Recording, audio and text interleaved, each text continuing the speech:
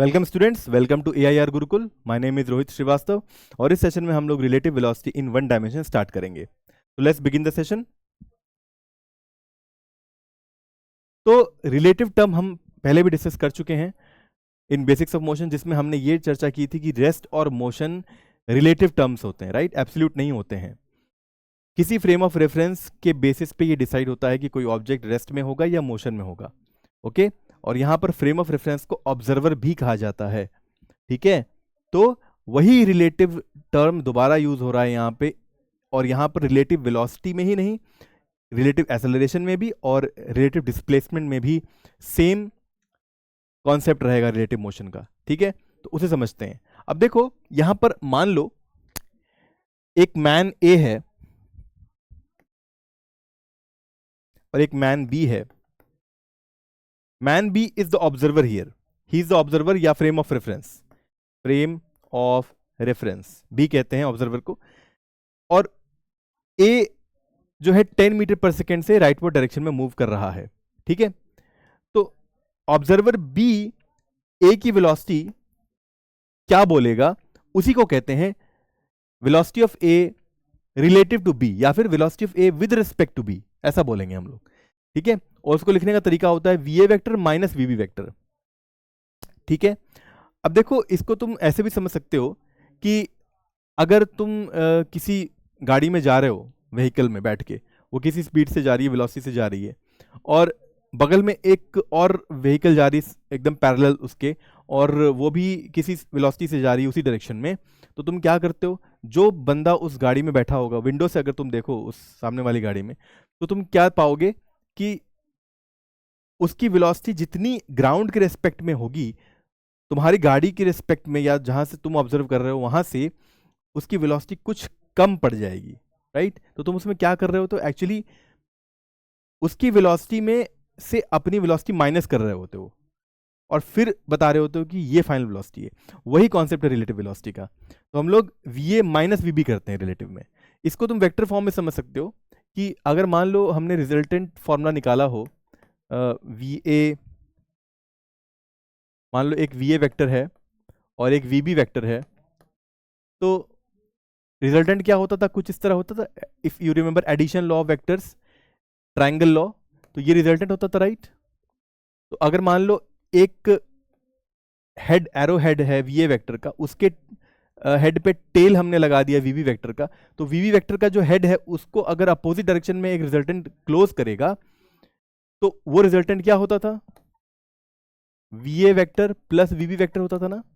अच्छा, अब हमें क्या चाहिए? VA माइनस VB चाहिए, तो क्या करना पड़ेगा? VB को निगेट करना पड़ेगा। निगेट का मतलब क्या होता है? इसको अपोजिट डायरेक्शन में ले जाओ। ये क्या हो गया? माइनस VB हो गया ना। और अब देखो इस ट्रायंगल को अपोजिट डायरेक्शन में क्लोज करने वाला जो रिजल्टेंट होगा, मान लो R डैश है, वो R डैश क्या होगा? VA vector plus minus VB vector होगा ना, क्योंकि हमने एडिशन लॉ ही लगाया, लेकिन क्योंकि ये वेक्टर माइनस VB है तो यहां माइनस VB लगा दिया, तो R डैश क्या बन गया? VA vector minus VB vector. और ये VA vector minus VB vector ही क्या होता है? रिलेटिव वेलोसिटी होता है A का विद रिस्पेक्ट टू B।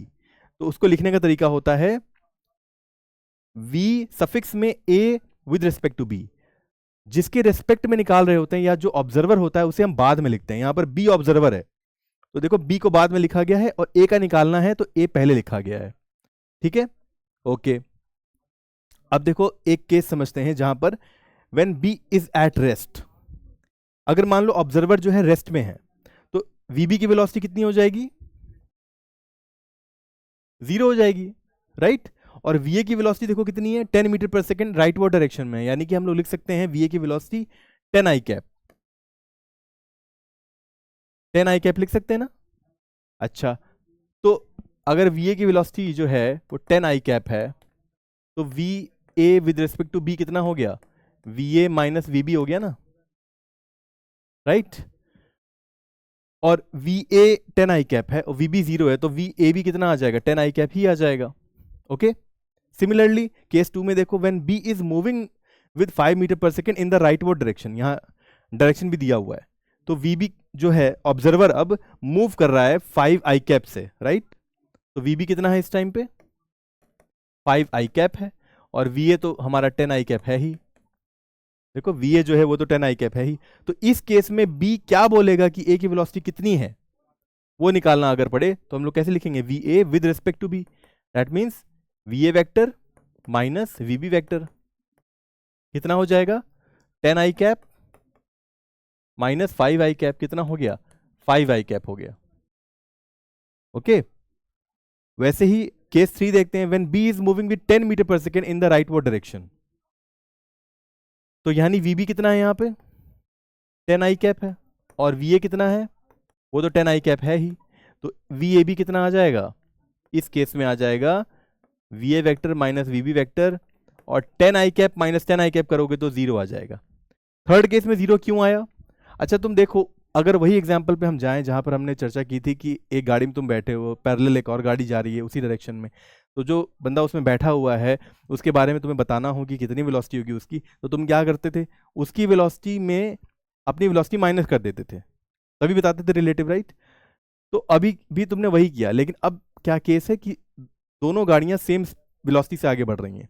तो अगर उसकी 10 है और तुम्हारी भी 10 मीटर पर सेकेंड है उसी डायरेक्शन में, तो तुमने क्या किया, 10 माइनस 10 कर दिया तो 0 आ गई। उसकी 0 दिख रही है तुम्हारे पॉइंट ऑफ व्यू से, 0 है नहीं ग्राउंड के रिस्पेक्ट में, तो तुम्हारे रिस्पेक्ट में उसकी वेलोसिटी 0 है, इसीलिए वो बंदा स्टेशनरी नजर आएगा तुम्हें।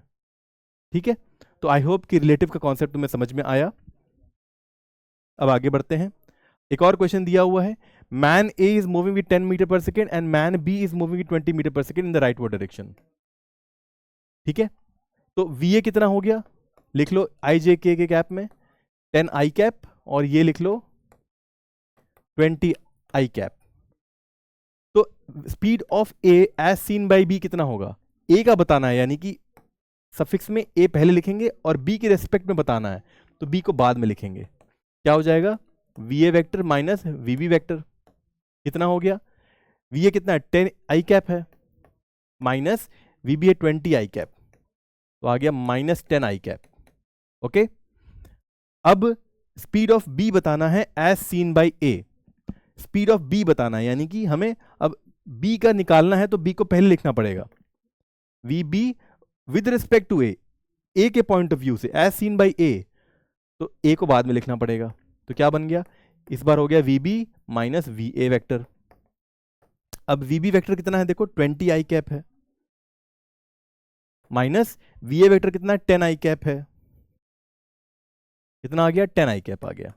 ओके, सो आई होप कि तुम्हें समझ में आया रिलेटिव वेलोसिटी कॉन्सेप्ट, अलग अलग पॉइंट ऑफ व्यू से या फ्रेम ऑफ रेफरेंस से या ऑब्जर्वर से तुम्हें अगर बताना हो किसी की वेलोसिटी तो हमें कैसे लिखना पड़ता है। ठीक है, अब देखो एक क्वेश्चन दिया हुआ है जिसमें ब्लॉक ए जो है वो लेफ्टवर्ड मूव कर रहा है 40 मीटर पर सेकेंड से, और ब्लॉक बी मूव कर रहा है राइटवर्ड डायरेक्शन में 10 मीटर पर सेकेंड से। तो हमें वी बी ए भी निकालना है, वी ए बी भी निकालना है। ठीक है, तो देखो एक चीज समझो यहाँ पे, पहले तो हम एक एक काम करते हैं कि वी बी लिख लेते हैं पहले, वो क्या होगा 10 आई कैप होगा, राइट, और वी ए क्या होगा 40 इधर है ना, तो माइनस 40 आई कैप लिखना पड़ेगा, माइनस 40 आई कैप। ओके, अच्छा अब एक चीज समझो कि जब भी हम लोग velocity of B with respect to A निकालेंगे तो V B minus V A करते हैं, लेकिन वो वी बी जो आया है, वो वी बी वैक्टर जो है वो किसके रेस्पेक्ट में है, ग्राउंड के रेस्पेक्ट में, राइट, और ये वी ए वैक्टर किसके रेस्पेक्ट में है, ग्राउंड के रेस्पेक्ट में। तो हम लोग कंप्लीटली अगर लिखना हो तो हम लोग क्या लिखेंगे, V B G minus V A G लिखेंगे। ओके, हम लोग देखो इस चीज को समझो कि अब अभी हम लोग को वी बी ए निकालना है, तो वो जनरली हम लोग लिखते थे V B vector minus V A vector, right, लेकिन क्योंकि वी बी वैक्टर जो है 10 मीटर पर सेकेंड किसके रेस्पेक्ट में है, कौन बोल रहा है 10 मीटर पर सेकेंड, ग्राउंड पे खड़ा हुआ शख्स बोल रहा है ना, ग्राउंड पे जो खड़ा ऑब्जर्वर है वो बोल रहा है 10 मीटर पर सेकेंड। तो हमें कंप्लीटली डिस्क्रिप्शन लिखना पड़ेगा यहाँ पे कि वी बी है 10 मीटर पर सेकेंड लेकिन ग्राउंड के रेस्पेक्ट में, वी ए जो भी है दिया हुआ वो ग्राउंड के रेस्पेक्ट में है। ठीक है, जब भी कुछ भी ना दिया हो इसका मतलब यही होता है कि वो वेलोसिटी ग्राउंड के रेस्पेक्ट में दी हुई है, तो हमने ऐसे लिख लिया फॉर द सेक ऑफ कि हमें कोई कंफ्यूजन ना हो। तो अब अगर बताना हो वी बी ए कितना होगा, तो देखो वी बी 10 आई कैप जो है एक्चुअली में वी बी जी है, राइट, और V A minus 40 I cap क्या है, वी ए जी है, राइट।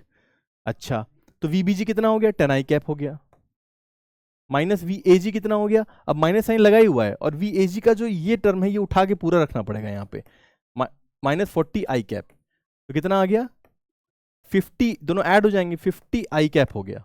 ओके, तो वी बी ए आ गया 50 आई कैप। इसको ऐसे समझो, अगर मान लो वही केस लो जहां पर दो गाड़ियां चल रही हैं पैरेलल, ठीक है, लेकिन इस केस में अब अपोजिट डायरेक्शन में आ रही हैं, एक सामने से आ रही है और तुम जो है आगे से जा रहे हो, मतलब एंटी पैरेलल जा रही हैं गाड़ियां। तो उस केस में क्या होता है, तुम देखते हो कि कोई भी गाड़ी या ट्रेन अगर अपोजिट डायरेक्शन में क्रॉस करे तुम्हें, तो ऐसा लगता है कि वो तेजी से निकली, राइट। तो तुम क्या करते हो, उसमें अपनी वेलोसिटी ऐड कर देते हो, वही यहाँ पे हो रहा है, लेकिन जो साइंस है या जो फॉर्मूला है बेसिक उसी के अकॉर्डिंग हो रहा है, तो उसमें भी एडिशन ही हो रहा है बेसिकली अंत में, राइट। तो आई होप ये केस तुम्हें फिजिकली फील हुआ होगा। अब वी ए बी निकालना है, तो वी ए बी क्या होगा, again V A G vector minus V B G vector होगा, क्योंकि जो वी ए है वो एक्चुअली वी ए जी है, और जो वी बी है वो एक्चुअली में वी बी जी है, ग्राउंड के रिस्पेक्ट में है। तो वी ए जी कितना है, माइनस 40 आई कैप है, माइनस, और वी बी जी कितना है, 10 आई कैप है, इसमें कितना आ गया, माइनस 50 आई कैप आ गया। इसमें भी एडिशन ही हुआ, लेकिन एक माइनस साइन के साथ में आ रहा है। Okay, I hope this is clear to you. So this is how we come to the ending of this particular session in which we discuss the basics of relative motion in one dimension. अगले session में हम लोग relative velocity के अच्छे problems को solve करेंगे, अच्छे concepts को समझेंगे। Until then, keep learning and keep having fun with physics. Thank you very much.